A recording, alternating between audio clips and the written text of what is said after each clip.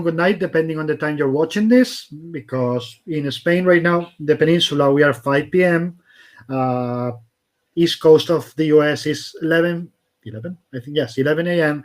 And for our guests, it's 8 a.m. So first of all, thank you so much, Nachi, for doing it this early because I know it's No, no, early. my pleasure. My pleasure. It's a good way to start the day. Um, First of all, people in this side, NACHIE MARSHAM, publisher, all beloved family friend. We can say like that, I think. Yeah, yeah. It's been a long time. For love like forever. Well, it's not only about time, you bastard.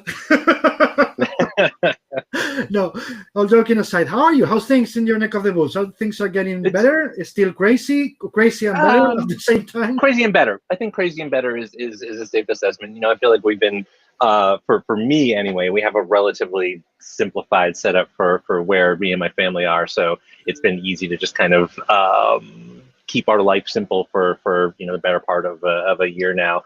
And on all sides of things, I think both personally and professionally, things are, you know, still a little bit chaotic, but definitely trending in the right way. So all in all, pretty good. Hope the same can be said for yourself.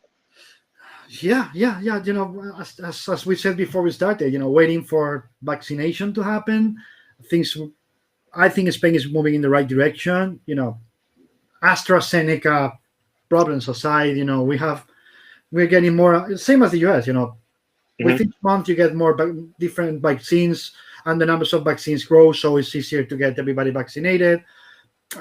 Things are looking good. I always get, you know, the people who's getting, there's a lot of people with depressions about this, as you know, and I keep telling my friends, you know, is there's light at the end of the tunnel? We see it's there, we know it's there, so we just have to be patient. If we could, you know, stand the year before the vaccines, now that we see we're there, you know, they're there. We just have to wait a bit longer, I guess. Okay, imagine my name is Victor Frankenstein. I'm your doctor. This rotary pen is my syringe. So I just pop a couple into you. Same in Leeds, same in the family, same everybody in the world. I'm like Jim Carrey, but you know, less histrionic, I guess. So imagine I just popped it into everybody. I just cured the pandemic. What's the first thing that you've been crazy craving to do since March of 2020, that you're like, the first thing when they released you, it's like, I'm going to do that? I think the first thing would probably be to take our kid to like a crowded playground and just like let him be in a big chaotic environment, because he is a chaotic toddler who has been in a very ordered environment, and he's been doing great because he's like 2.5, and honestly, you know, for all the complications that parents have, we have the simplest version of the complications, because I know like people like yourself with older children, it's kind of like, we need to have conversations about this, and we're just kind of like, you want to have a conversation about peanut butter and dinosaurs and trucks, and that's relatively easy. But I think definitely like the first thing would just be like, okay, let's go get you someplace safe with a bunch of other like kids and people, and go do whatever the heck you want. And then probably the second thing would be personally finding a way for to be in an environment with people that didn't need a lot of direct interaction. Like I am, I'm sure there's a specific classification for this that I am not thinking of right now, but I, not surprisingly for someone who worked in comics and publishing for a long time, you know, I'm a little bit introverted, and I love being around people, but I don't always love like engaging with them one-on-one. And one of the things that has definitely come up creatively and personally through the pandemic is like every conversation is very like, oh, you want to chat about a couple of idle things? Well, let's schedule a half hour at this time to be able to do this thing and make sure all the tech is working and do everything, as opposed to just like be in a crowded room with a bunch of people and maybe not talk to any of them. Exactly. And that would be, there's something about that, you know, probably the 14 months ago me would be like, that sounds exhausting. And the right now me is like, that sounds a little bit recharging. And then I can go hide in my own hole and that would be fine too. But I think those would probably be the first couple of things on our agenda. How did you ever get the chance to, you know, be in your own office in the New York? No, so I started up in early September of 2020, and I have been to neither the office that we have in the Los Angeles area near where I live, or the kind of like main traditional, the bigger main office in San Diego. I have and this is obviously not a rare thing for people coming into new jobs over the course of the past year. I have met one of the people I work with in person, and that was because he lives not too far from where we live, and we were like dropping a gift off at the front door, basically being like, "Hey, here you go, bye." Oh, that's what it looks like when you're actually standing up. You're more than just like this version of a person. Okay, great. But yeah, no, I've never seen The Office yet. You know, we've been having a lot of conversations on the operation side as we're getting into, you know, April of 2021, of just like a lot of other people trying to figure out what the future looks like office wise. And while there are a lot of things in motion, like, it's one of the nice things about being at IDW, both literally IDW and just a company that is IDW size, is having these conversations about timing and making sure that people all feel comfortable with whatever we're talking about. So I very much look forward to being in the office again and meeting people and whatnot. But it'll probably be a little while still. One of these days. Yeah, it's funny when imagine that in February last year somebody told you you're going to miss being in the office. What good, you know? In my case, I've been doing this for 22 years at home, so that's my environment. But for all of you guys who are so used to that, if they told you that, as I said, in February, you would be like, "Oh, screw you! Of course not. I'm not going to miss you. I'm not going to miss it." And now when you're asked, it's like, "Of course I do miss it." It's like I've been at home for a year. Yeah, and it's figuring out the balance, especially for us and all the various specific needs that everyone has on our side. There are benefits to being able to have fewer distractions, as a lot of people have talked about. It benefits for especially on like the editorial and design side, I think, for being able to be like, this is the thing I am working on, and I am working on this thing, and I know no one's coming through that door with just some random stuff that's going to kind of like pull me away from it and whatnot. There's obviously also just for a creative and collaborative environment, a benefit for being able to say, like, we can gather without a specific agenda and just talk about some things, or just, you know, the water cooler side of things or whatever, office wise. But just to have a little bit more non-structured time for people to like remember that they're all people who are passionate about things, and that who then bring those personal creative passions into their work, and then it all informs each other. And we've been trying to be more proactive about that. I was talking to one of the editorial kind of creative leads yesterday about this exact thing, about him kind of like sitting down with the designer this way, and going into a conversation that didn't have as much of a specific, like, we need a solution, and more like, this should maybe feel a little bit more like this, and let me send you some things, and if we don't come out of this with like a fix, it's cool, let's just do that. And that is easier said than done these days. So I really appreciate that people have been through it enough, especially the people in IDW who have been through the chaos since the beginning of the kind of lockdown happening a little over a year ago. But there are going to be some things that we learn from this that make it easier for us to make good comics and good books and stuff for everyone. And then there's going to be some things where it's like, yeah, this is nice that we can all be in a, I don't know, small environment, like chatting over some random pastries that a handful of people have touched at the same time again, without people being like, what are you doing? So it'll be good. Do you think that you'll decide to do like other presidents or publishers of other companies, that you'll have your 1 day a week where you're going to work from home because you need to not anybody opening the door and interrupting you?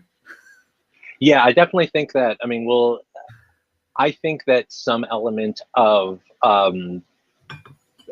what at the time was kind of like a rare occasion of flex time, and is now going to be more of a normalized entity, is just going to be baked into the way that not only us, but I'm assuming lots of other creative companies of any sort, especially publishing, especially comic book publishing, can do, because there's just so many different pieces to the job. There are some things that it is easy now for us to see the things that have gotten a little bit easier and the things that have gotten a little bit harder. And so coming out of this will really, I think, be well set up to lean into the things that are the benefits of both sides, and try to kind of have our cake and eat it too a little bit. And it'll still be an adjustment. And it's even even in a magical world where vaccination rollouts increase and numbers start going aggressively in the right way,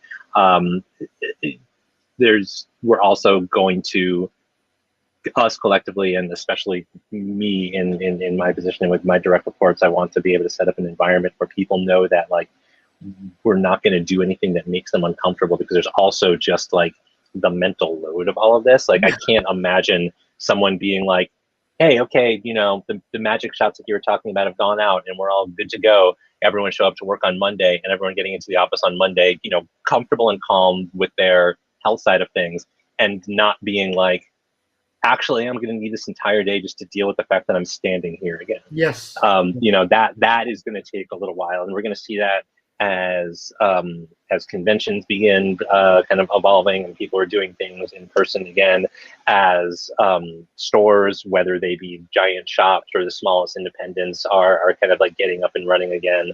I think there's going to be, I'm hoping that there's an added emphasis on the community aspects of the things that we make and the things that we read and the things that we watch and play and whatnot, and that people can really, really like enjoy those moments.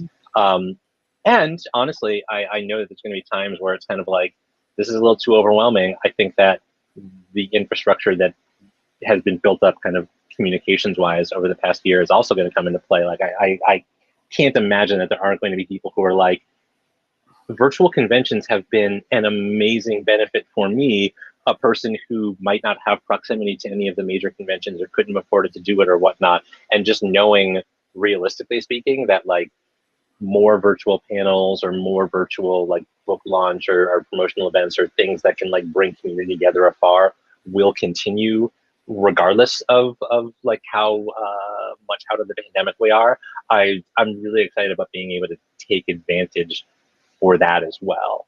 I think that'll be good for us and good for just the industry in general. Why? Okay, first, what do you think defines IDW as a company when compared to the rest? What do you think makes it special or unique, whatever definition you want to say? I think there are a lot of things that make the company special and unique, and I think that that I'm going to start off with actually something that I'm assuming is going on in a lot of companies our size, but one of the things that's something I'm very excited about.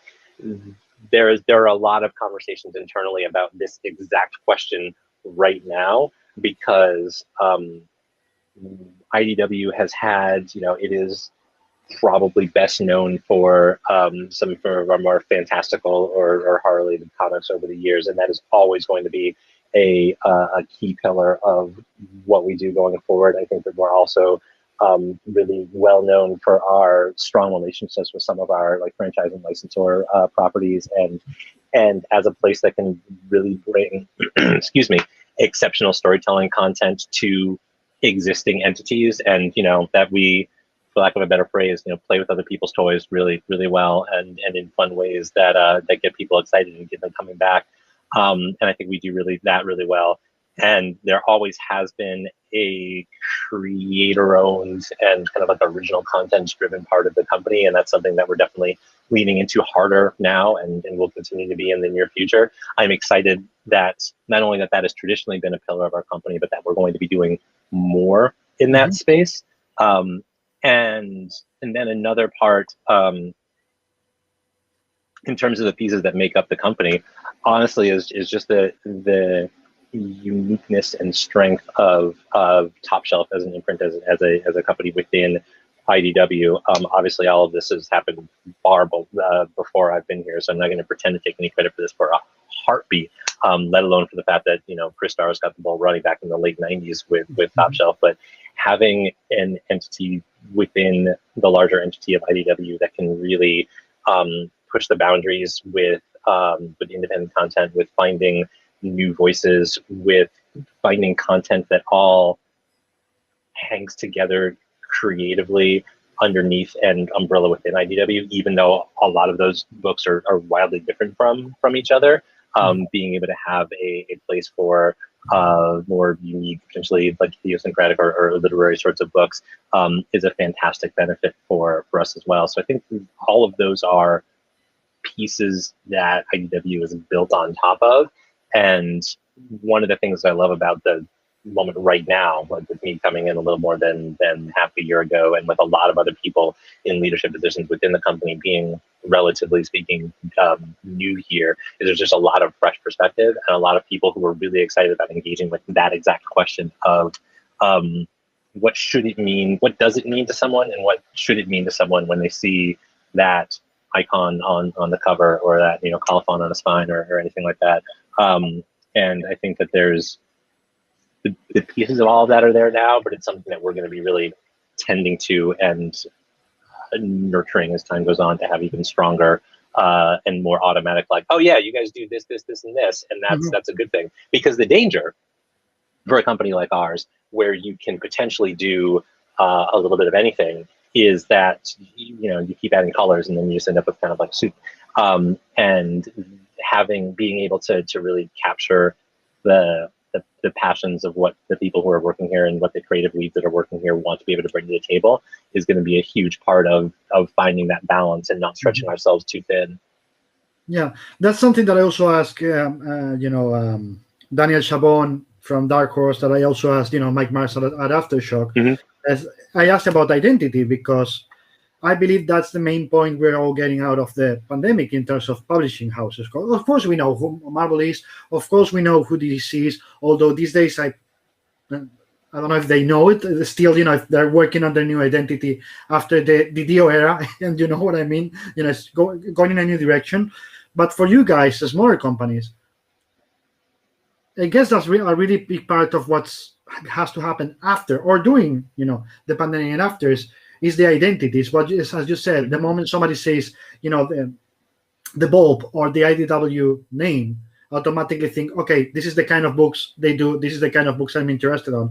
And same with the company. So identity is as important as I think it is for not for now, not for the past, but for the future.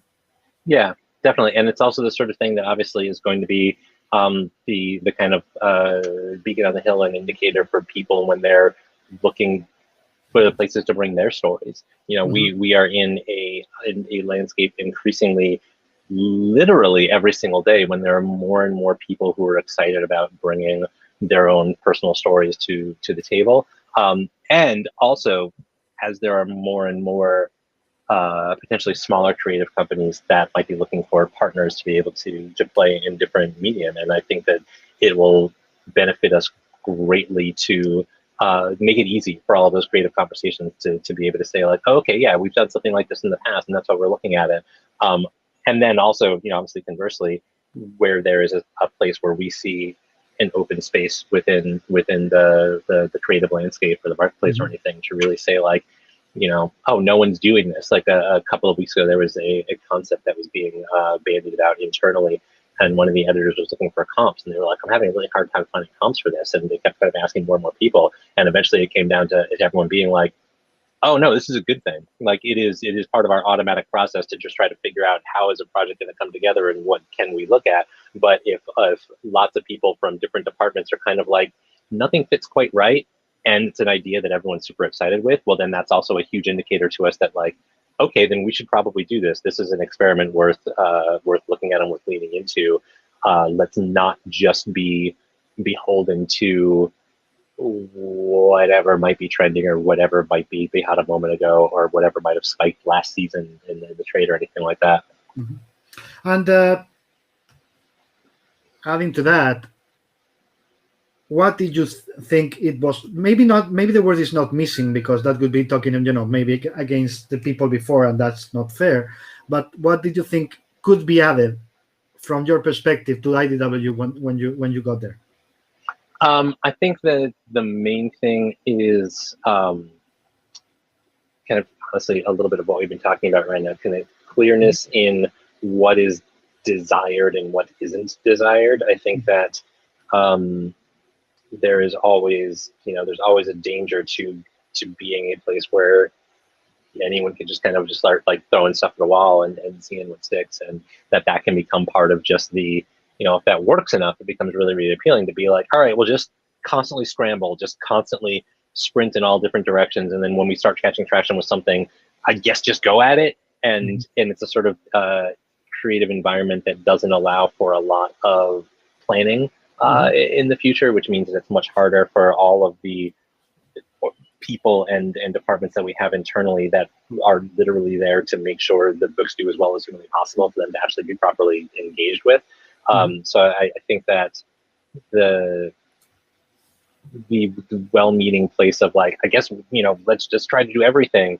A lot of what I was talking about with the folks on top when I was talking about coming on board in the first place, and a lot of what I've been really excited to talk about creatively internally with people has been like, it will be a very good thing when we are looking at 10 different projects and we like all of them and we're like, okay, great, we're going to do like 3 or 4 of these because we know we can do 3 or 4 of these really, really well, as opposed to doing 10 of them. So like now we have to figure out which of these we love the most, and then let's make sure that we can just really make them as strong as humanly possible, as opposed to kind of like falling into that space of being like, just go, go, go, go, go with everything.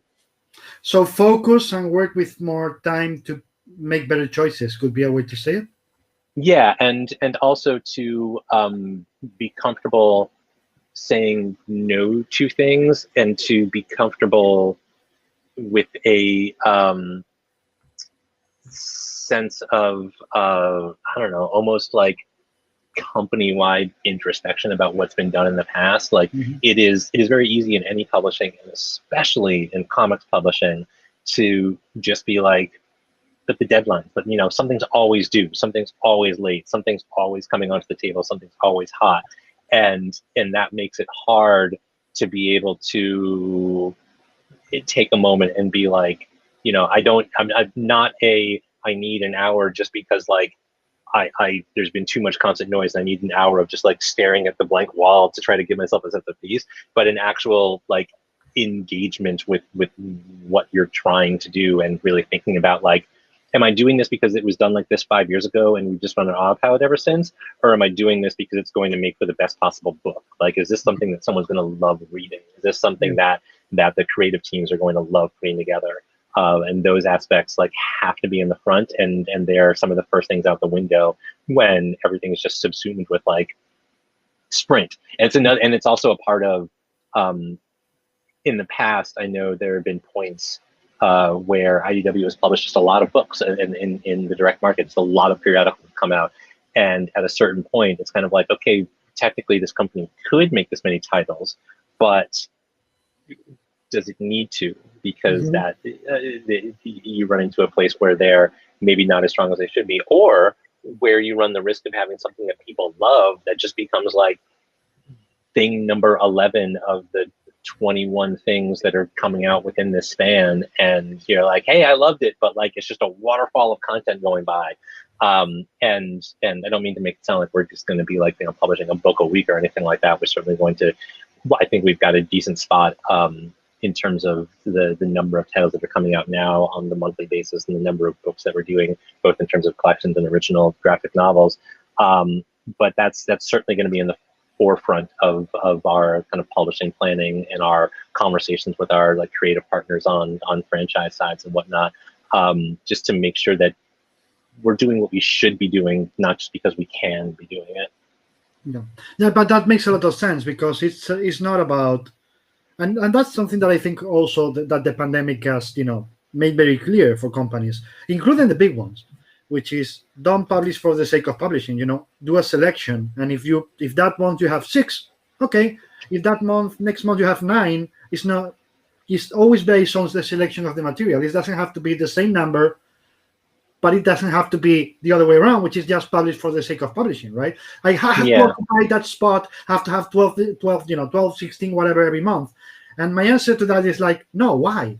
You have to have good books. You have 4 more, and you know those are not the books you should be doing. Publishing 4 more is a mistake, because in the long run, that's bad for your company, right? Exactly. And it's part of the danger. Like, it's always good to have an idea of where we stand among similarly sized publishers, and then just among the larger comics industry, and then among the larger publishing industry on top of that. But we also have to continue, I think we do have it right now, but also have to continue having the confidence and, you know, the kind of like courage of our convictions to not be in a place where we're like, oh, but wouldn't it be better if we had like a larger segment of that pie chart that says what everyone is doing every single month? Because any sort of decision that's based on that is no longer one about are we publishing the things that we're excited about, that we're expecting other people to be excited about, and that we want people to be like, yes, hello, I want to buy these books from you now. And instead we're just kind of like, we need to be doing more than competitor X or anything like that. And it's just, it's a bad kind of feedback loop to be getting to get stuck in. It's better to be your own niche than to try to fit into others, right? Yeah, exactly. Okay, so and then we circle around. We talk about IDW as a company and how you think it can improve or change. But now the question is, you were at Disney, you were in a safe position, you were fine, everything was okay. Why the heck? Why did you say, I'm gonna jump and I'm gonna do it? Why did you decide to do that?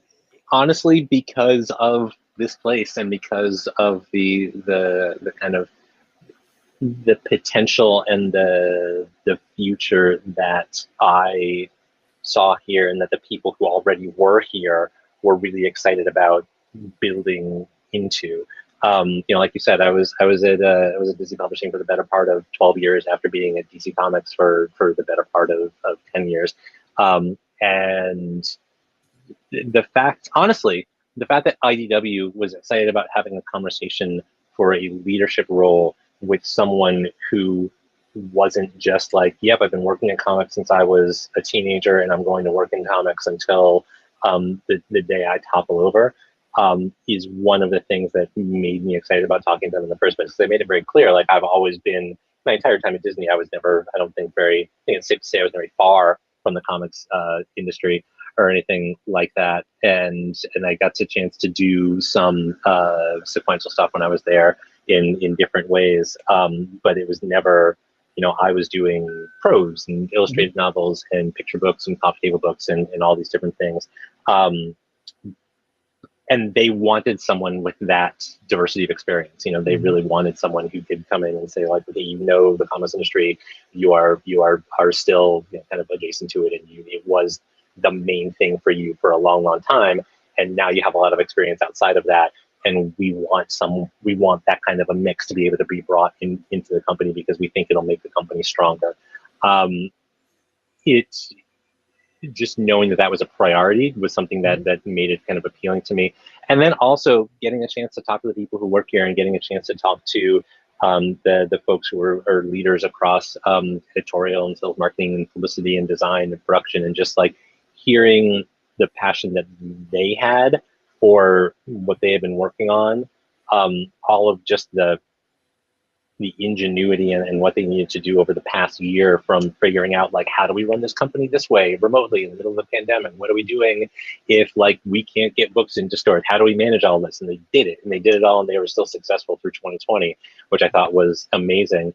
And the fact that no one was shy about coming in and being like, there have been some messed up things that have happened, like, here at IDW as a company, and people were looking to kind of engage with that and say, like, we, you know, want to put that in the rearview mirror, but we also want to, like, not just be like, oof, that was weird, okay, never talk about it again, as opposed to being like, wait, how do we get here? What are we losing? What do we need?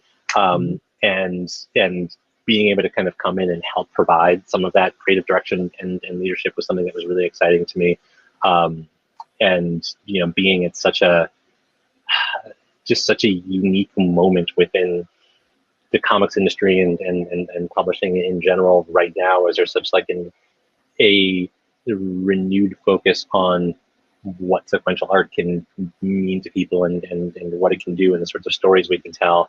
It was just a really exciting opportunity, and one where it was definitely worth, like you said, you know, kind of leaving something that was potentially a little bit more, you know, stable. I think during some of my kind of like goodbyes with people at Disney, I was like, I mean, I'll be talking to some of you next week because now I'm going to be like one of your licensees and the sun never sets, right? So, like, you know, y'all be around. And to instead be coming into a place where it's smaller, it's more nimble. We have more of an ability to pick a thing, focus on it, and do it, or identify something that needs to be changed systemically and figure out what needs to be done with that, and then do it in a way that that for all of its strengths, a place like Disney or Marvel or Warner Brothers or DC or any part of like creative trees that you want to look at can't do as easily. I think it's why there've been why there are the number of companies our size that exist right now in the comics industry. And I think it's the strength of all of us as these kind of the smaller, more or independent houses that we can ideally blaze some trails and do some things that the bigger ships can't quite turn around fast enough to do. And do you remember, of course, do you remember, have you been more years in comics than in the, like prose publishing, like in Disney, or more or less the same now? A little more in comics. I was doing the math on that when I was talking about coming over here. I was like, well, wait a second, because I, my first jobs was. Wait. Are we counting Wizards as comics or not? That's exactly what I was going to say. The first job was with Wizards, which is comics industry without being comics content creation, as it was. So it was a job orbiting the comics creative sphere. But it wasn't until I signed up with DC in 2000 for editorial that I was actually like getting into it and being like, okay, right, now let's talk about color guides and ballooning and invoicing and really seeing how the sausage gets made for everything in all these different ways. So a little bit longer in the comics sphere, but not by much. That long stint of Disney, it's a little bit neck and neck that way. Okay, now I know the real reason why you're doing this. You needed to, that was tied, and you needed to separate and decide who's winning. Exactly. I just needed to have like a clear, horse that was running the race. Yeah. Because if not, everybody's going to be asking you all your life, and you will be like, I don't know. It's the same. I don't know. And okay, imagine somebody comes to you and pitches a project. What is the things that you like to see on a pitch, and the things that you are like, oh my God, not again. Why are you doing this to me? I think the thing that I'd love to be able to see is a clear connection from what whoever is creating it, whether it's script or art or whatnot, of like what they want to do and how they're putting a bit of themselves into it.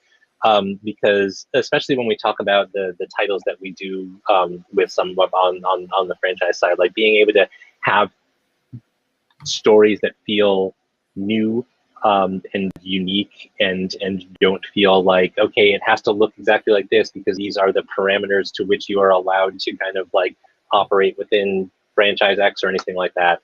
That it looks samey, it feels samey.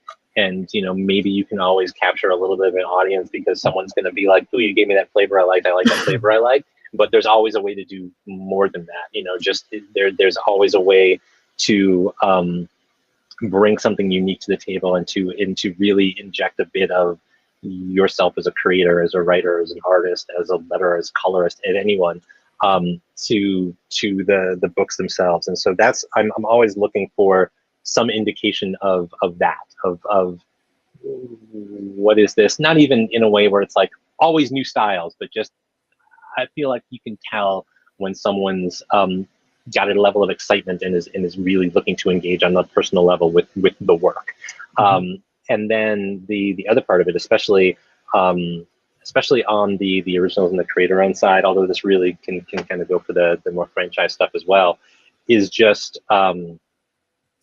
having books that look like the world, not having just the same protagonist and the same setup over and over and over again.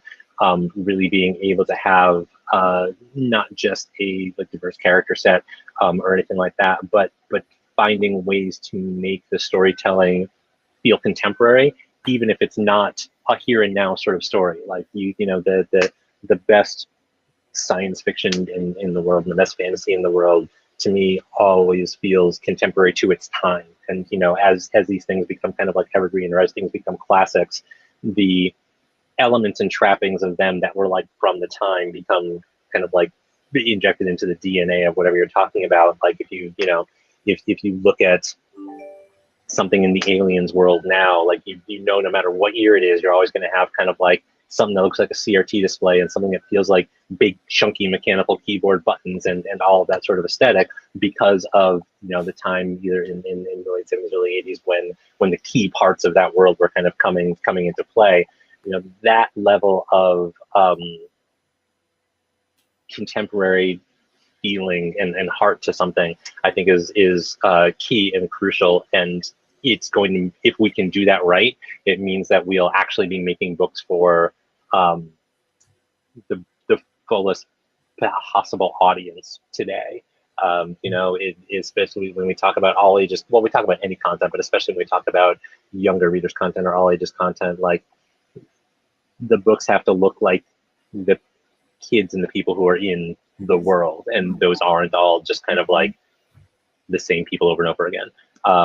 So that is what I'm really looking for more than anything, and that's what I think helps us get off to the right start, get off on the right foot with the titles that we're looking at bringing in-house. Mm-hmm. And the other side, the things that make you, you know, want to poke your eyes out and say, no, why are you doing this to me? What is this? You know, kind of similarly, like when it's clear that like the elevator pitch from something is just like, here's the thing that was dominating the headlines 4 weeks ago, comma, mashed up with the thing that was dominating the headlines 8 weeks ago. It is, I think, easy for comics, especially because they move faster than most other media out there, to be of the moment and to be current, and that is obviously a strength. But when it starts kind of turning into like just a weird Ouroboros of everyone's books and projects kind of looking and sounding the same because everyone's kind of like, oh, they found success with that, let's palette swap it and get it out there, or let's like take that protagonist, I don't know, cut their hair short and then just do it, or anything like that, and everyone knows. Mm-hmm. The reader knows, the creators, it just, you know, you can tell. Yeah, and we know there's something that is being too much of the moment, right? You know, when you do something and you know it's going to last in people's minds for 5 minutes and then it's off, so you don't want to publish that, right? Yeah, exactly. And there are some things, especially for some like longer evergreen sort of properties, where you want to be able to leverage the legacy of whatever you're kind of like dealing with and inject it with the nowness. You know, there's always a strength, and some franchises are built on this. You know, I've been in rooms with some of the Marvel creative leads and talk about like the strength of that brand being the world outside the door. And that is very, very true. And that is part of what I'm super excited about that we can do with like our Marvel Action line, and really kind of tap into a world that feels contemporary and is always kind of like ever changing in those ways. And I think that's very different than being duplicative of someone else's work. Because that's an easy trap for someone to kind of fall into, especially when they're trying to like get in the door of just like, I don't know, I'll just do whatever is working right now and tweak it a little bit, I guess. And then it's more about trying to put a puzzle together than it is creating a story that is like personally exciting to someone, that they want to bring that personal excitement to a larger audience. Is there anything worse than for a company like IDW than being derivative? And with that, I mean, everybody else does superheroes, for example, and then you do another one. And then you are thinking, we are being derivative of what the others do when we should have our own, as we say, our own coda, our own, you know, identity. Is there anything for you as a publisher that you think is worse than being derivative of what others do? I think there's a lot of work in it. I mean, especially for us, where we are always going to be balanced between what we can do with other people's properties and what we can do on our own, and with creator-owned titles and things like that. There's always going to be an element, you know. Honestly, even if we didn't have the Marvel license, I don't think that we would be going into doing trying to pitch a bunch of like modern feeling superhero sorts of stuff. Because there are people who do that really well, and they're not us. And it's kind of like, why would you want to get into that specific space. And then obviously it is easier for me to say that because we're doing a bunch of great books at Marvel right now, and I'm excited about being able to do more of them in the future. But yeah, it benefits us a lot, like I was saying in the beginning, to just really being able to identify what can be our space and what we can do that can feel unique and new and different. And honestly, a lot of that, like that, lives and dies with the folks who are bringing the books to life internally, like with editorial, like the ability for the editors to find something in what they're working at that's exciting to them and bring it to the table, whether it's in discovering new talent or bringing new pitches to the table, or working with people to develop their ideas, however it's going to play out. Like that is honestly where most of the what is IDW question gets answered from. It's because it is kind of an ever evolving window into the tastes of the folks who are literally helping to put the books together. It's and that's why it's always going to change, and hopefully always be able to be strong. You've seen comics from the outside and from the inside, of course, or for that more or less balanced amount of years. If I ask you what makes comics unique compared to other narrative media, storytelling media, what could it be? I think that the ability to have the reader have their own kind of level of experience with a story. There's something about sequential art that really, you can blaze through a comic or a graphic novel. You can find something you find aesthetically pleasing and just be kind of like, this looks great, this is fun, I like this, and spend a few minutes with it and have a great experience and feel like that was a fun thing to engage with, or I got a little bit of a break in the day, or I saw some art that I hadn't seen before, or like someone structured a scene and made it dynamic and made it move in a way that I hadn't seen before. And that can be it and fine. And someone else can take the same comic or the same graphic novel and really pour over it and really like get into what is the storytelling flow supposed to be doing here? Why were these decisions made? Why is this making me feel the way it's making me feel? And I feel like there's something very unique in the interplay of words and pictures, honestly, that makes it possible to do that you don't get out of prose, that you don't get out of TV or movies, that you don't get out of video games. As much as I love all these different media that we kind of have in the world in prominent spaces right now, there's just always something unique about the experience that you can have with a comic or with a trade collection or with a graphic novel, and creating something that can work for people in so many different ways within like the same volume is something that I found endlessly exciting for as long as I've worked in this industry. And it's a lot of what I get excited about when the people who work here are talking about why they're excited about what they're excited about, or when they're showing off samples for things that are in progress or anything like that. And I mean, it's obviously it's a medium, not a genre when we talk about comics. So the fact that it can be anything is also special, but that's something I feel like you could say for most kind of storytelling media. I really do think that the ability for someone to go as deep as they want to with a lot of the sequential storytelling that can be created, that potential is something that I love about comics as a medium in general. There's another part that I love, that when I always tell people, and been pushing for years, and this, to have comics in school, in primary school, because I think it gives, as I always said, the readers a really special superpower, which is, you're going to call me crazy, as you usually do, and you're always right. But follow me for a second, but bear with me for a second. I always say that when superhero readers, not superhero readers, comic readers, we know that the moment Clark Kent does this, we don't need to see all the next steps. The next step is going to be Superman flying, because our head is going to, our brain is going to cover all the spaces. Mhm. So I always say that if you start reading comics as a kid, there's going to be a time when you get a newspaper, you get a magazine, you get a movie, you get a novel, whatever. And comics readers as the only ones, not the only ones, but especially because we're trained to never read what you get as granted. Like you read the newspaper and you're always thinking, what's behind those lines? What to read behind the line, between the lines, with the movies, etc., etc. What do you think about that?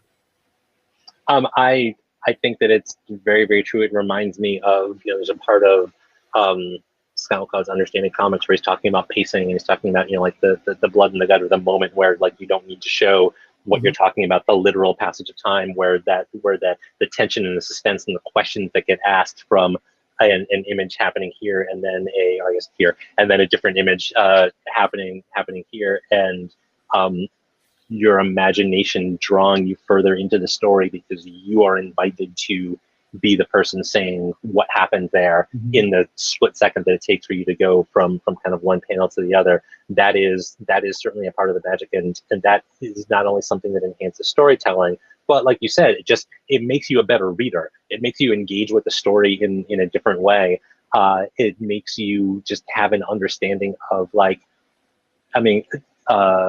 fundamentally and within the mechanics of it, you're teaching kids how the passage of time and storytelling works in a unique way, and that's obviously a lot of fun. But then you also are just kind of getting into pacing and the decisions being made on what kind of shots are chosen and how much you want to show or not show.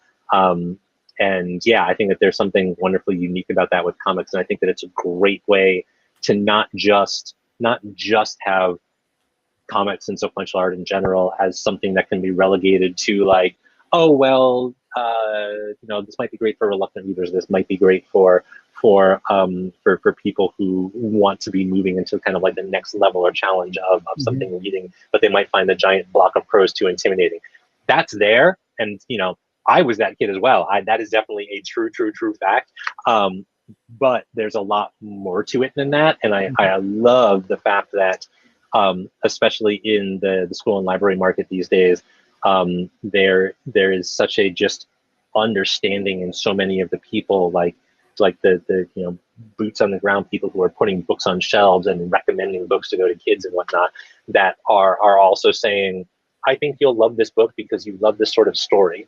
And even if it's something where a person isn't like a comics reader or something, if someone knows what sort of stuff the kid loves, like, oh, you love major stories, here's a book for you that might take you in a fun direction, and it might be the one comic or graphic novel that you're reading in amongst all this different prose stuff that you're reading for whatever grade level you're at, and that's just understood now. And I think that's a wonderful thing because it makes people better readers, and it just brings more people into comics because a lot of these kids might just have it. It's like that thing that I read and it was just another thing on the shelf, and some of them are going to be like, I love this and I want to know all about how this is made. I want to do this. I want to figure out how to make this as well. And engaging creatively with those kids is an awesome thing to be able to do. Absolutely. And this other part, the moment you question the mechanics, as I always say, and reading between the gutters is questioning the mechanics in a way. You start questioning the mechanics, you get a lot more invested into art because you want to know how everything works. How Van Gogh did it with a brush. So you are and you don't see anything, but oh my God, the moment you do this, you start realizing, how the brush moved and how the strokes were. And then you start questioning, wait, Christopher Nolan, to give you a perfect example, he does forward and backwards. You start questioning why and how it works in any art form. And I think that's something that is every comics reader that I know, we are really good at questioning the mechanics of art and understanding them, which I think is really good for all of us to engage with culture, right? Yeah. I remember when I first started working at DC when I was an assistant editor. I'd maybe been there a couple of years, and I was doing. This is when, God forgive me if I'm getting this wrong, but I'm pretty sure this was the Wonder Woman reboot that the Dodsons were drawing, that Terry and Rachel Dodson were drawing.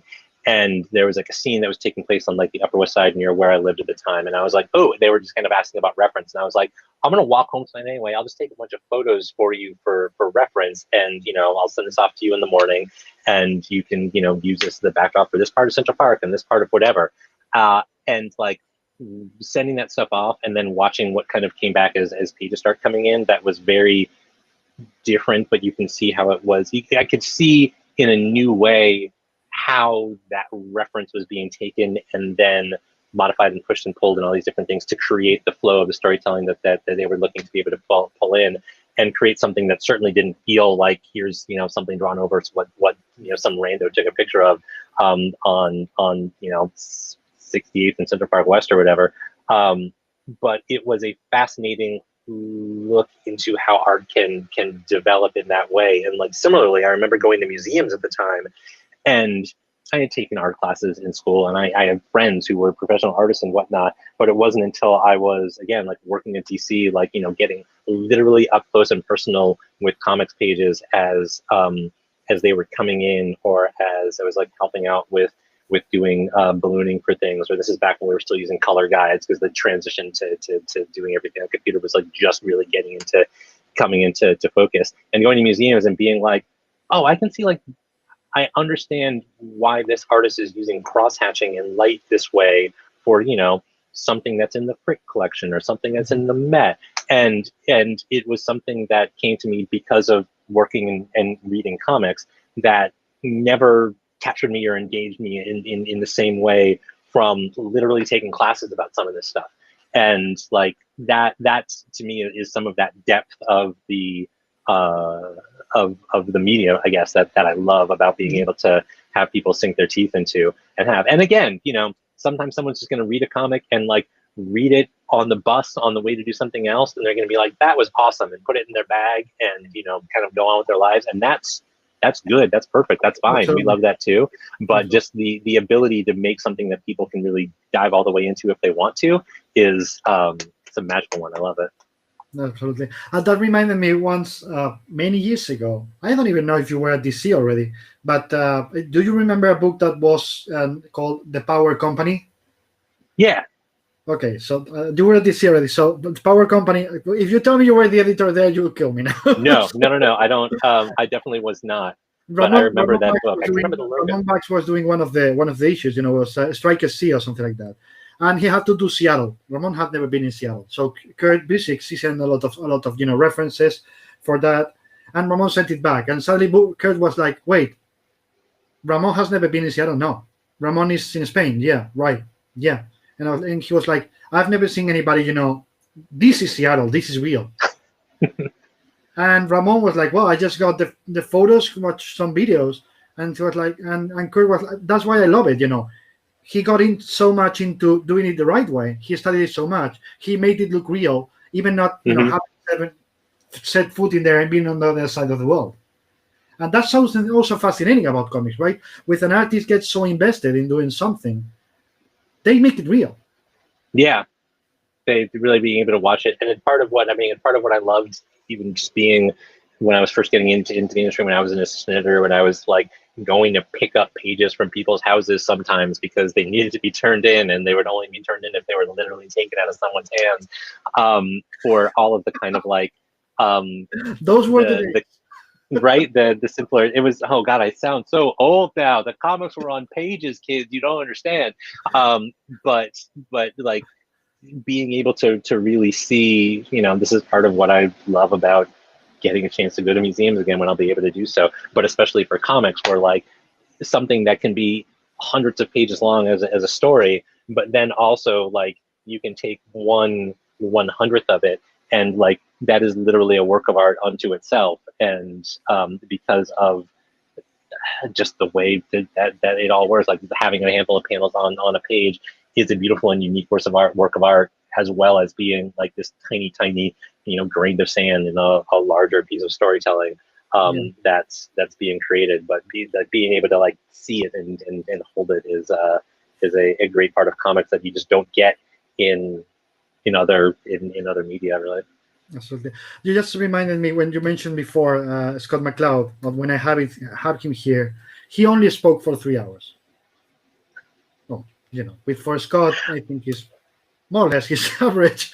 But we were discussing, he was pointing at my screen saying, these are the structuralists, and these are, the emotionals, and these are the da da da da da. And I was like, okay, stop. Is there any limit to what comics can tell? And now I'm going to ask you that. Do you think is there any limits in formats or in stories or in genres to what comics can tell?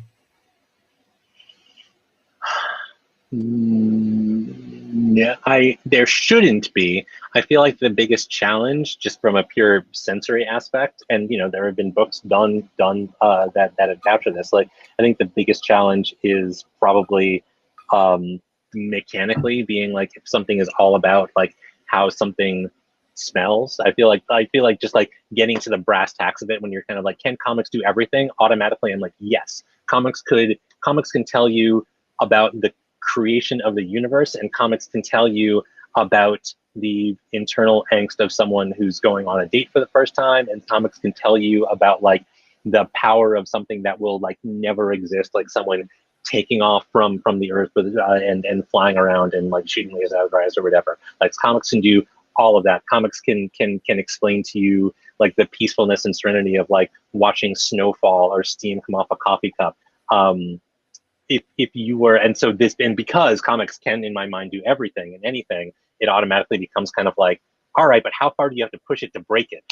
So I guess if you had a story that was all about like, what does this thing smell like and what does that mean to me, you can still do it.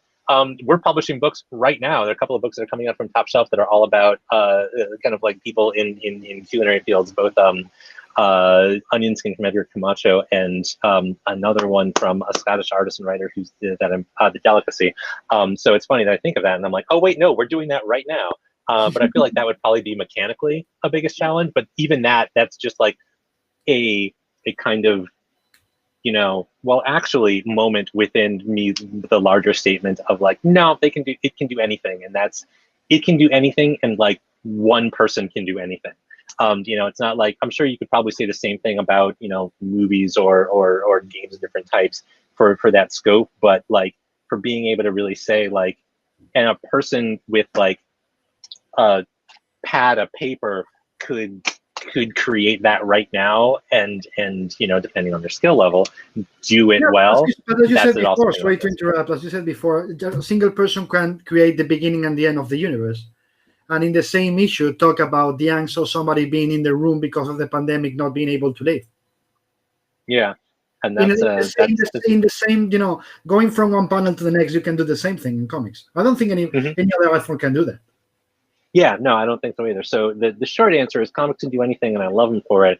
And then the longer answer is, and I want to find out the thing that comics can do, and then I want someone to make comics about it because comics can do anything. That was also a big part of the conversation with Scott, because again, he was a structural and all that. And by the end of the day, I was telling him, but that's something that I love about comics, that you can't really do two things that you can't really do in any other art form. One is that comics, and you see it, you've been seeing it as I've been, since you started. I started doing this in '98, more or less at the same time we were, in the area of comics, professional. I mean, you see that every time somebody says, you can do that, there's a limit. There's going to be a next generation of creators in comics who are like, wait, what? I can do what? Get the hell out of here! Yeah. They just break it, and they just do it, and you can see that in literature, you can see that in theater, you can see that in novels or in movies. It's gotta go a certain way to be considered a movie or a novel. But a comic just fits it. I don't know how we do it, but you just change the format, you just change the way you do it, and people is going to read it and say, "Oh, that's still a comic." It's like when people ask you about, "Oh, is our comic a comic?" Yeah.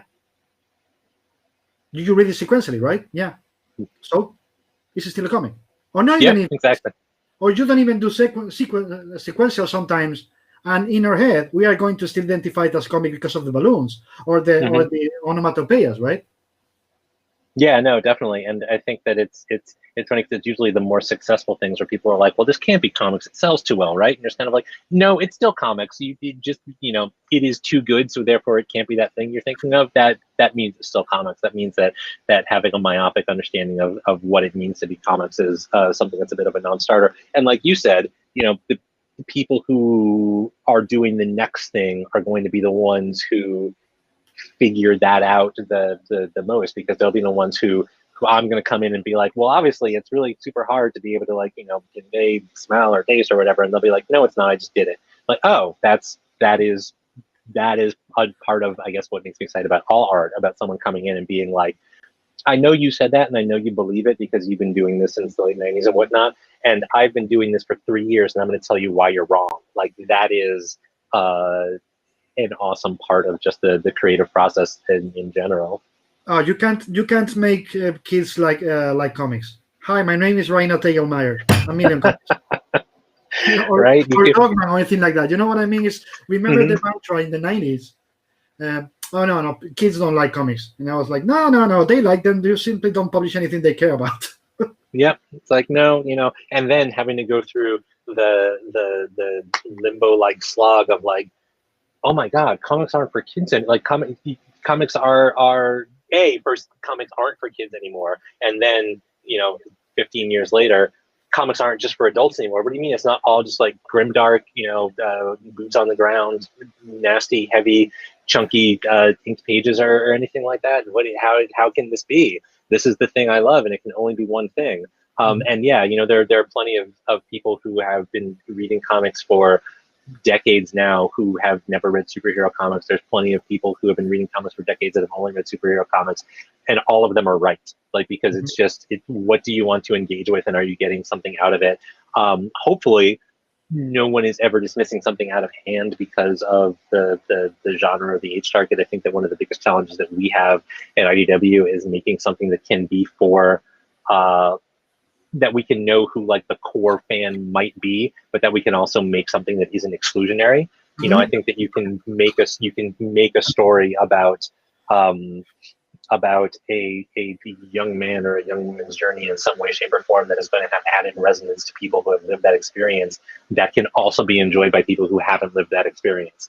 But yeah, the fact that so many kids are reading so many different types of comics, and voraciously, like the fact that like middle grade and young adult graphic novels are so clearly, to me, not any sort of like bubble situation. There might be outliers that sit on top of it when you come to sales wise, but like there are just so many kids who want to read these books and read them a lot and read them over and over again.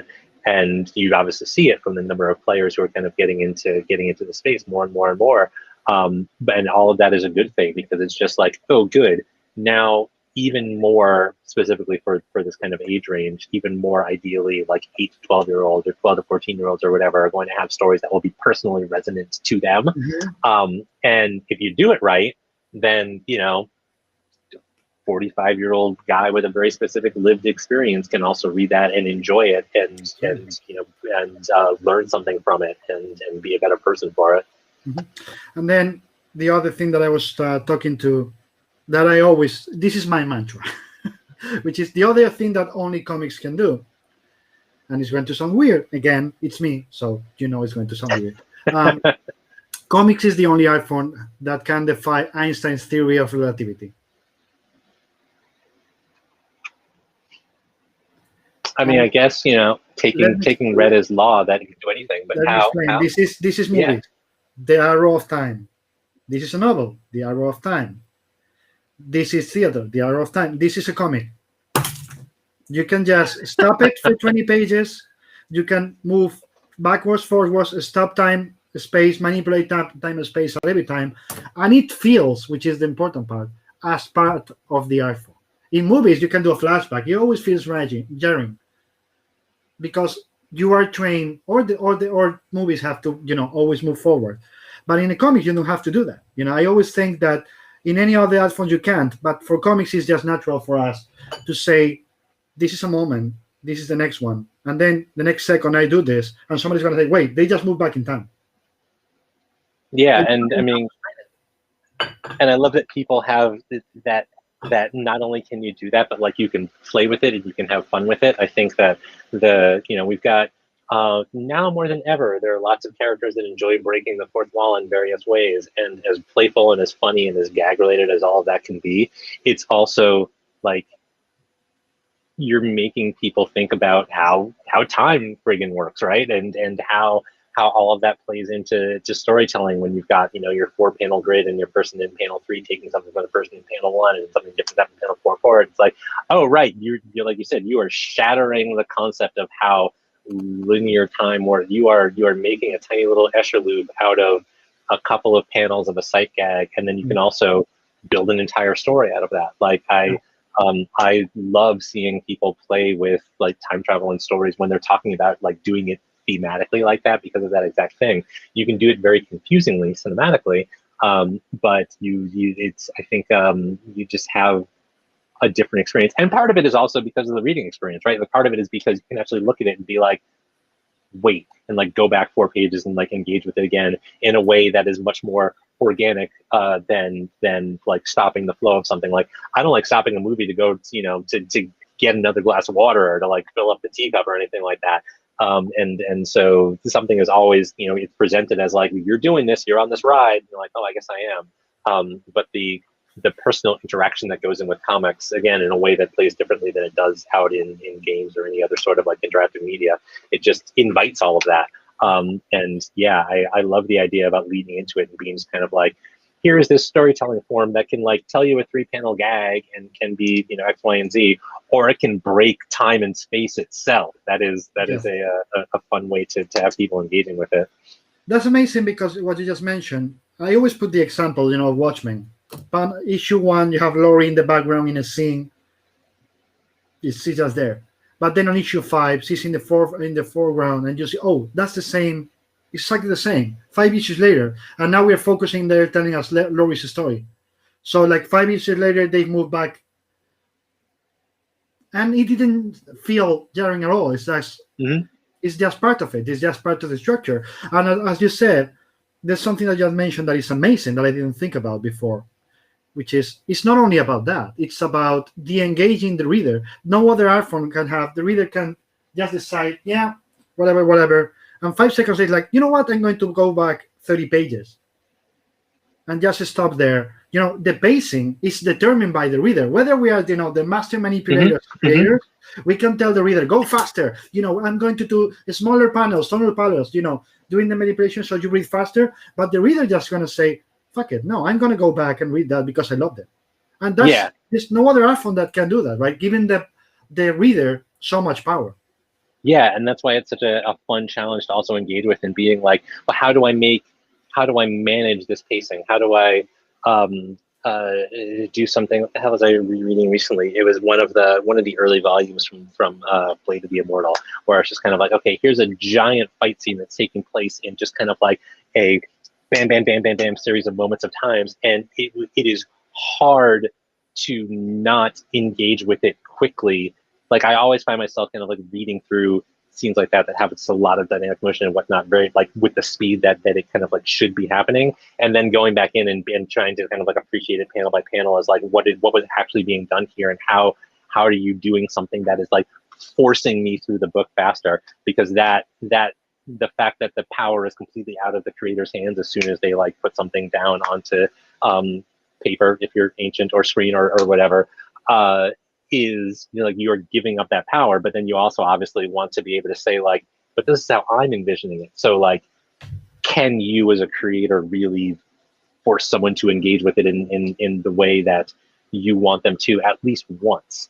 And I think that is a tricky and unique thing and a fun thing to be able to try to do to engage with. And then similarly, for the times where like, you know, something should be moving slowly, it's very easy to want to just be kind of like, I read words really quickly, so how are you going to make me not just kind of like blow through this? If you're like, but this means something, like this 2-word sentence from this character is like their heart and soul coming out, and capturing a way to make someone like me often slow down with that is also a fun and engaging challenge kind of across the board.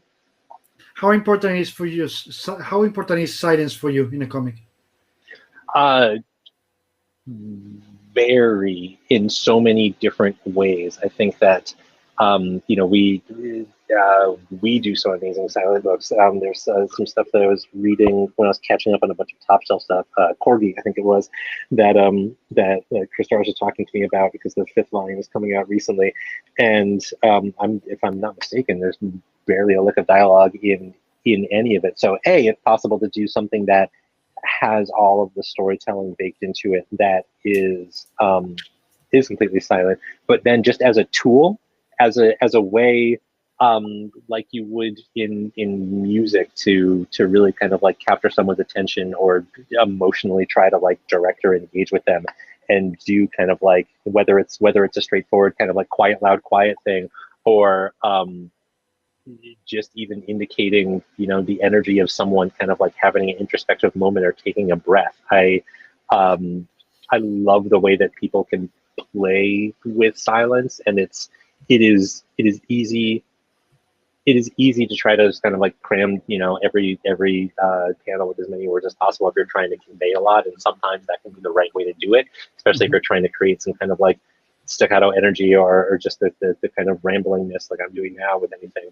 But it is amazingly powerful to be able to make someone pause and feel it. And it's easy to do wrong too. I see lots of times where people are just kind of like, and then we'll just have like a page where nothing happens, and that will be like this moment that stops you. And then, you know, if it's done incorrectly, all that happens is someone gets to it and they're like, oh, nothing's happening here, and they go right to the next page instead of actually like sitting with it. So like not only is silence important, but kind of like building up to it properly, where you can either like drop someone off off a cliff into the silence and really like make them feel it, or you know, just have it as a pause. I think is a great thing to be able to do. And in terms of the things that comics can do, what do you think about sound? How do you incorporate sound into comics? This is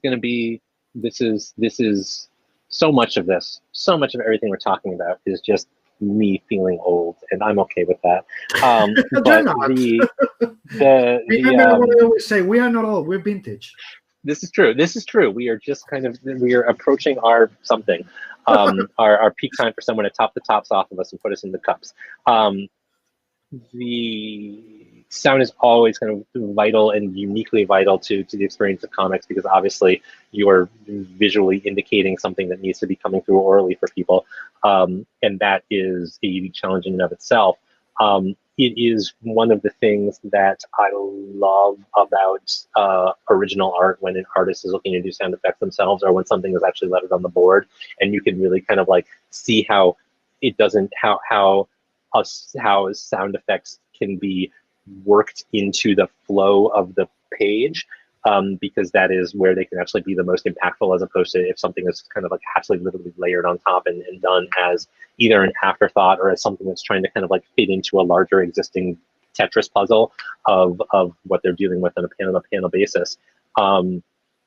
But it is hard to do and very, very important. And when someone has the time and the experience and the energy to really have a full-on go of it, I think that it can really escalate this visual storytelling to the next level. And again, it's why I love it when artists want to engage with it and not and actually fully understand it, or when someone's like excited about working with a letterer and they can actually have not just the kind of like script to art part of it be a collaborative experience, but like the script to art to lettering of it be a truly kind of collaborative, like this should all exist on the same plane of art, as opposed to any of that. And it can be the simplest thing too. It doesn't have to be super loud footsteps or like an amazingly detailed sound effect for someone crashing through a wall or anything like that. I have a comics page downstairs that Scott Morse did for a Batman Prestige Edition thing a long time ago that I helped out with for like a heartbeat of a second, and he was very kind and shared some of it with me afterwards. And there's like this piece where like someone, you know, fires a gun at Commissioner Gordon, and there's just like this little tiny sound effect, and it's just like okay, it's just punk, and the sound of like the bullet hitting like a wood railing near him and him kind of reacting to it. And it's one of my favorite sound effects in existence, because it's like this giant moment, but like you are pulled into this focus of kind of him being like, oh my God, I'm in danger, and look how close this came to me, because of like how simply Scott decided to do the sound effect itself. And every time I look at it, it's just like another one of those little things where I'm like, all right, comics are awesome. And then, I like grab my keys and go out the door because it's hanging right by the front door. But yeah, I love the way that people can and want to play with that to really pull someone into the story and to really dictate like the pace and the energy of storytelling. That's amazing, because what Scott did there is just to take the readers where he wanted. It's like we are in a really big situation, but that small thing, I'm going to deviate your attention to go there. So he's guiding the reader, which is also an amazing thing, right? Yeah, totally. And then we have the other thing, which is, what do you think about colors as sounds? Colors as sound. Mm-hmm. Colors as sounds, because for me, the color. I'm not talking about synesthesia. Mm-hmm. That's something, but I'm not talking about that here. But for me, I can use a red or a yellow to tell your brain, boom. You know what I mean? Something's gonna happen. I can use a yellow in a corner of a panel to tell you, ugh. And also I can use a big red to tell you, oh my God, something really bad has just happened, but like a bam, like that. What do you think about that? I mean, I think it's a great additional tool to be able to bring to the fore, and I think that it's a tool to be used. And if someone's got the right sort of story that invites a little bit more of an abstract palette, and one that like is specifically there to be guiding you emotionally through the story, as opposed to being kind of more like photorealistic about the way the world is supposed to feel. I love it when that can, well, like, there are a couple of different things I love about that. I love it when that can happen from just like the outset. There are lots of times where the storytelling dictates that like the coloring should be placing you in a world and helping to give some kind of like weight to it and helping things feel more real. So I have a huge appreciation for that. It's not always the right time to be putting that to the fore, being really abstract with it. But I also feel like that is again kind of like a take the reader by surprise, quite loud, quiet roller coaster of an experience. To, it's a great way to set somebody up and then have just a couple of key moments that can really hammer something in, or like make them feel either uncomfortable or surprised or especially engaged, or just like really as a pure indicator of like, now we're breaking reality and make you pay attention to this. And it's a great fun thing to be able to do. But don't get me wrong, there's sometimes where if someone, especially in a case where either someone's coloring their own work, or where someone has the time to really have the kind of line art creative team working closely with the colorist and be able to go back and forth and to truly have a collaborative experience, you can just do amazing things if you want to just like screw with reality endlessly from the get-go of like, oh, we know what it's supposed to look like, but you know what, it's entirely green, and we want you'll know why when you see it within the pacing of the story. That's a lot of fun to be able to play with. How important is for you for comics? Do you think it's pattern recognition is for comics? I mean that, the old thing, oh, we're cavemen, oh, there's a bush rustling there, probably there's a tiger that's gonna jump and fucking kill me, so let's run away. So how important is for you to use that? You don't need to draw, and you were the Batman office for a long time, so you know what I mean. You don't need to draw fucking complete Batman, just the pointy ears and a shade, and that's Batman. So I mean that's part of it's part of knowing what you want to do and then kind of leaning into it. Like if you're doing the kind of like Gotham Central Michael Lark, version of Batman, where he is meant to be just like this iconic force that just appears and disappears because your story is being told from a perspective of like normal human people, and Batman is not normal human people. He's he's the goddamn Batman or whatever. He's supposed to be this like this godlike force of nature that just kind of appears and disappears. That is where you should have fun with it and be able to make it feel, like the opening of the original Batman animated series, where there's kind of like this arc and shape of the cape, and again, because you're supposed to feel like this is an other, and to be able to play with it that way.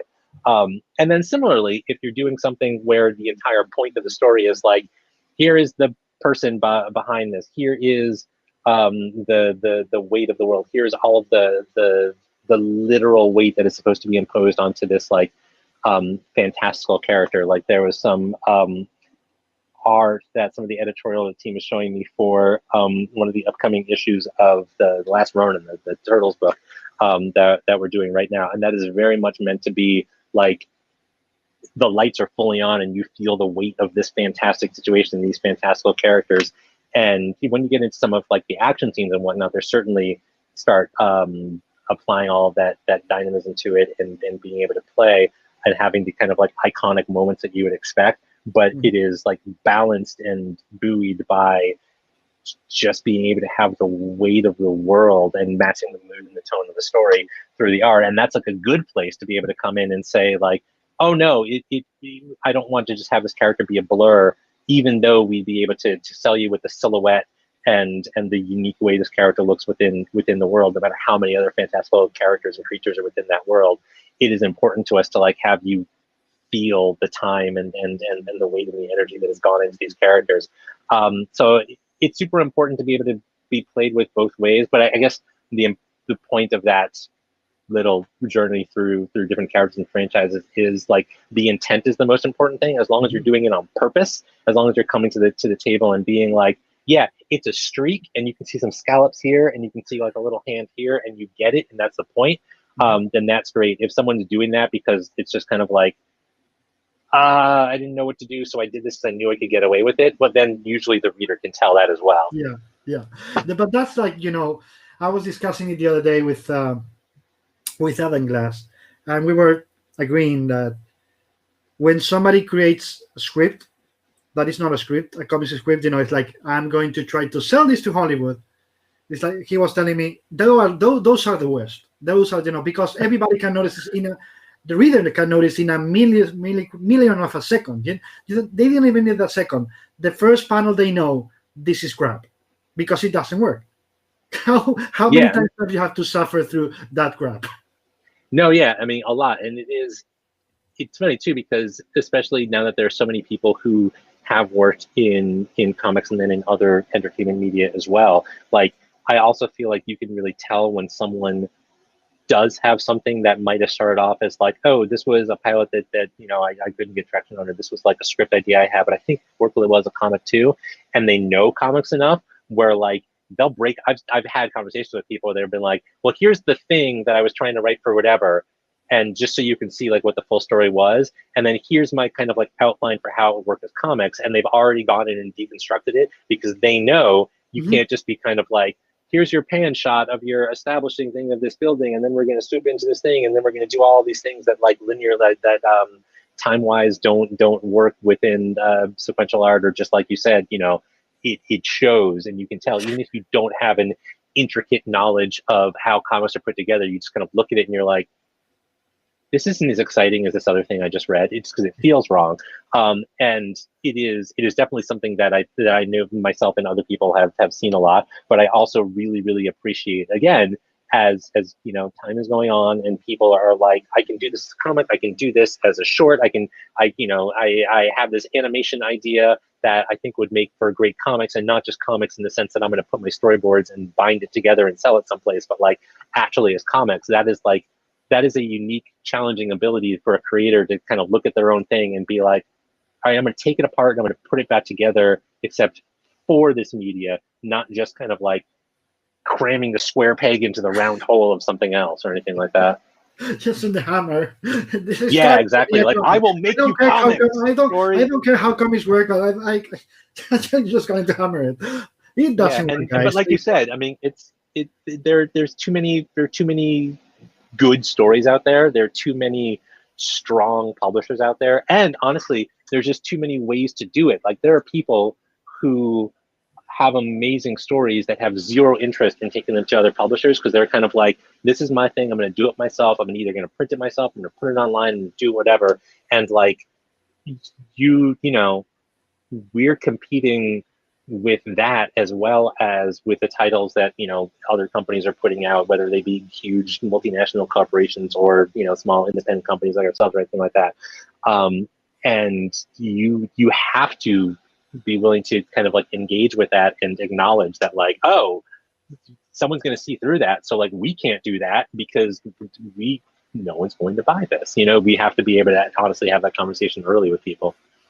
And it's also about, that old mantra is never talk down to your reader, because they've been reading probably for 40 years and they know better than you do. Yeah, So the moment you yeah, try to trick them, they're gonna know. definitely. And okay, I know how much you love music, so I'm going to ask you this. In terms of music, comics storytelling, what would it be for you? Is it rock and roll? Is it jazz?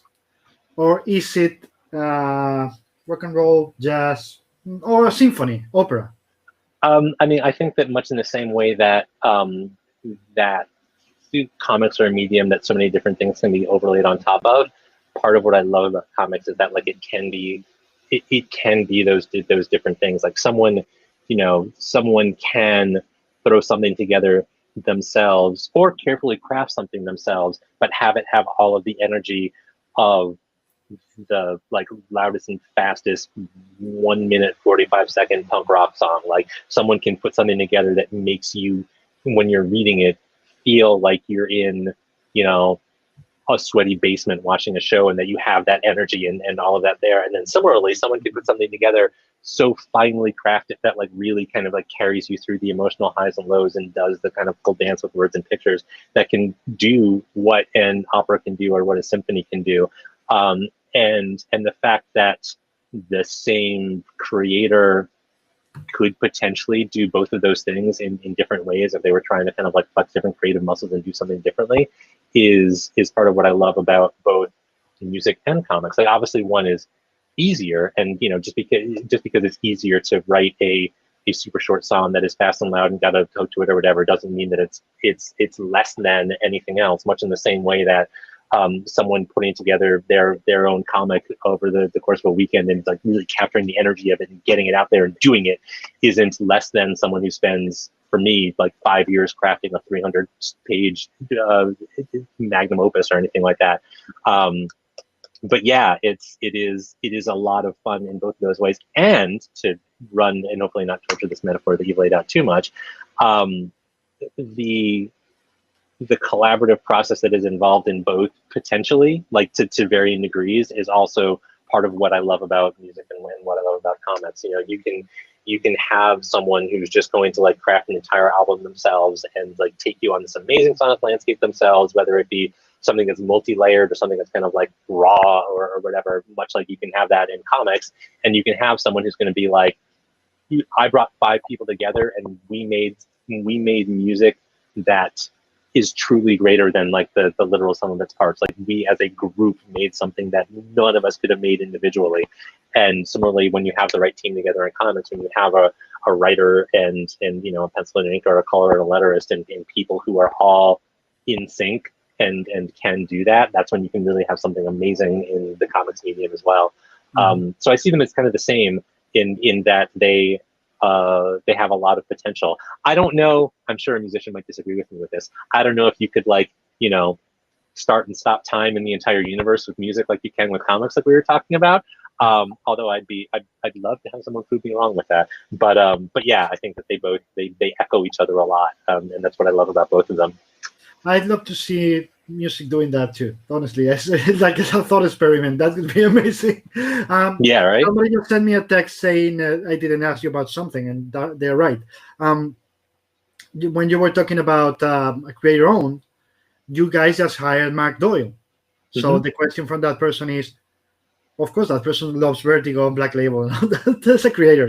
So he just telling me, what is Mark Doyle going to be doing for you guys? And is that what you were saying about being stronger and doing more creative own books? Is that related to Mark's new position with you guys?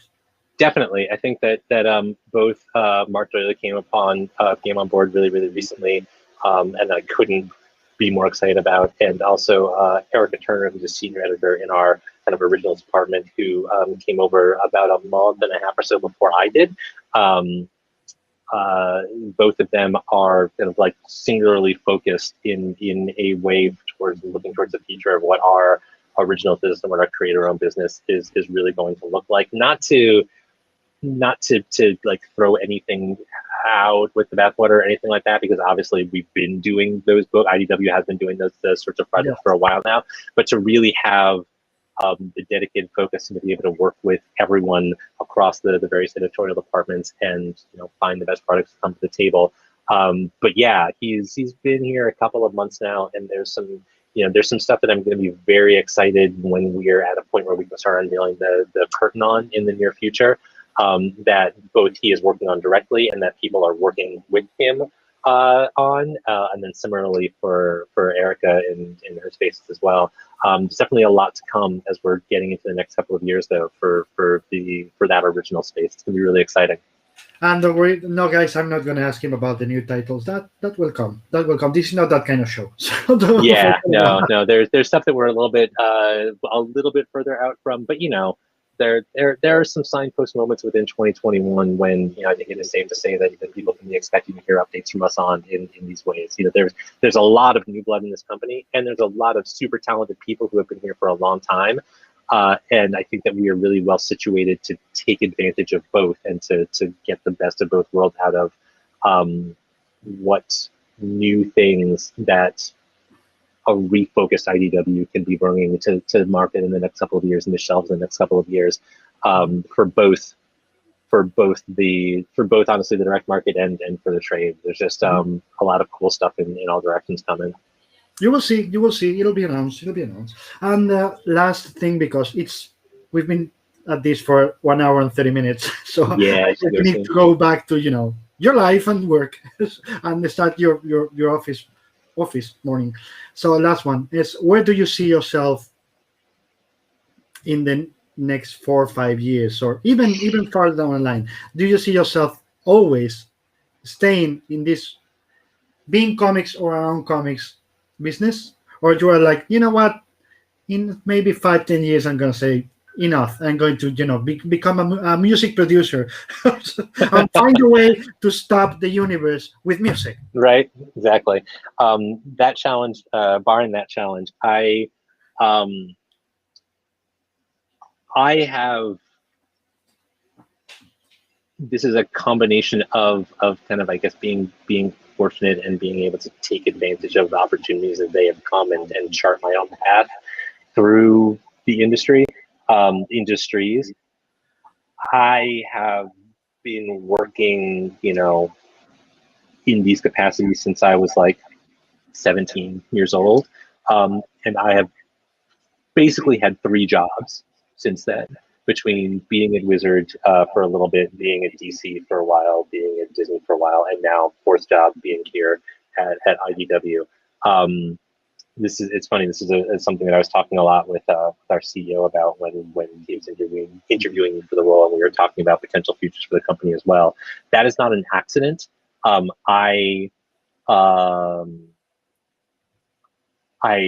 likes job security, right?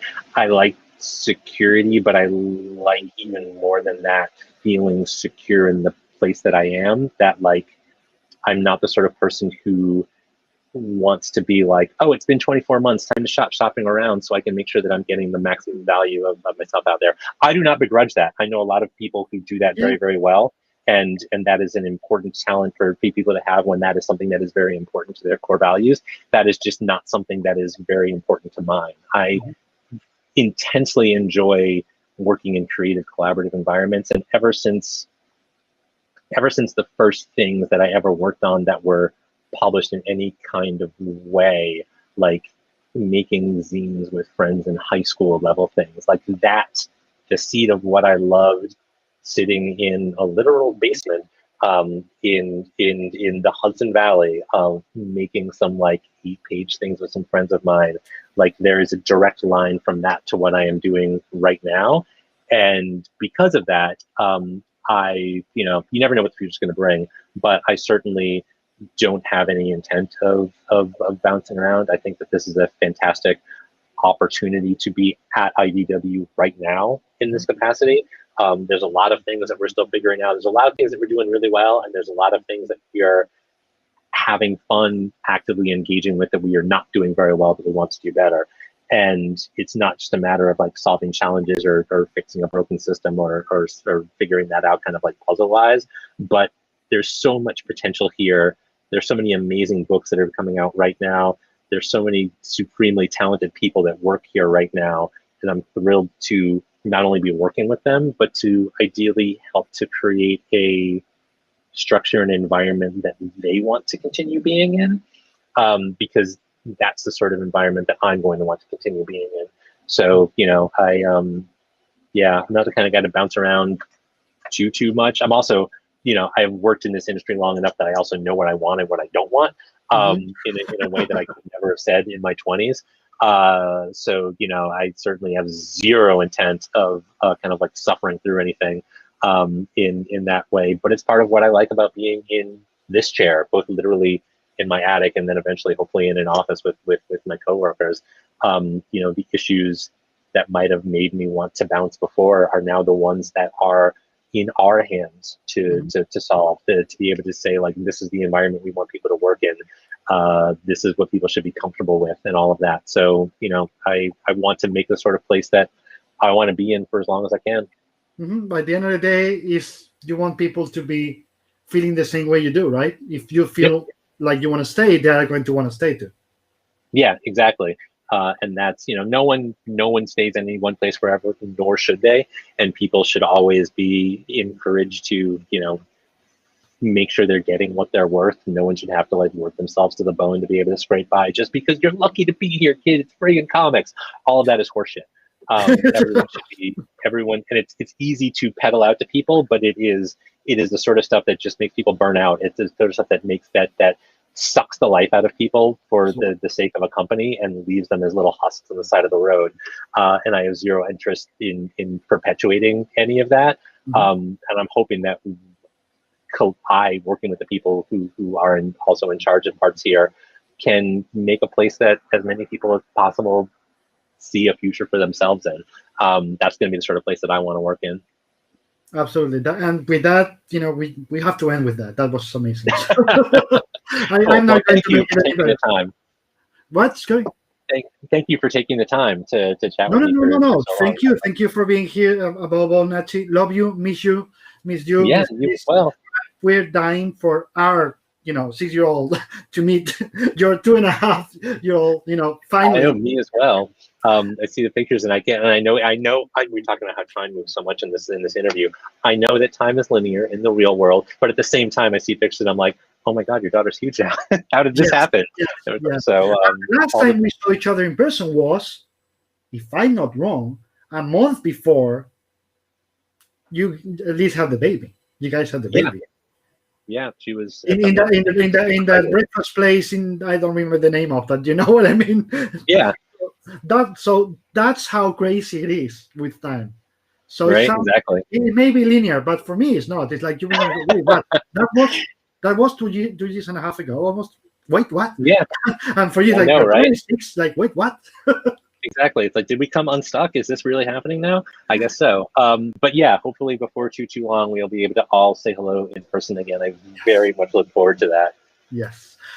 Anyway, guys, that man, thank you, has to go back or start the work of the day. He's been delayed. Thanks to me. So thank you, Nachi. Thank you for being here. Love you. My miss pleasure. you. Here's all our love for you guys. And to all of you, have a nice weekend. Be decent. Remember what we were saying from the beginning. Still, not everybody's vaccinated. Be decent. Use your mask. Yes. Care for people. Okay? Please stay safe. Be good. Have a nice weekend. I'm not going to tell you who's going to be here with us on Monday, because at 9 p.m. Spanish time, noon for Nachi, whatever it is, at 3 p.m. in the East Coast, you're going to see the list of all the guests in a video that are going to be in the show in April. So don't ask. You'll know later. I look forward to seeing more. Thank you, my friend. To all of you, take care. Have a nice weekend. We're off in 3, 2, 1.